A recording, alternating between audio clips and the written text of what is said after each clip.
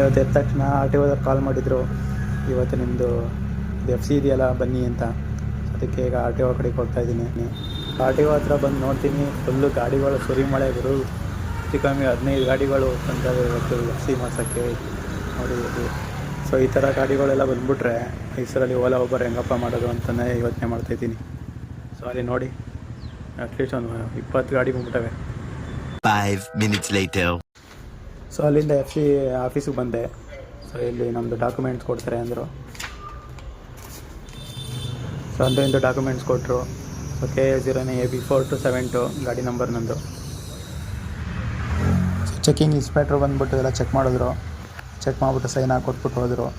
So ಈ ಕಡೆ ಎಲ್ಲ ಮಾಡ್ತಾಯಿದ್ದಾರೆ, ಇನ್ನು ಆ ಕಡೆಗೆ ಹೋಗಿದ್ದಾರೆ. ಈಗ ನೆಕ್ಸ್ಟ್ ಹೊರಡಿ ನೀವು ಅಂತ ಅಂದರು. ಸೊ ಈಗ ಹೊರಡೋದೆ.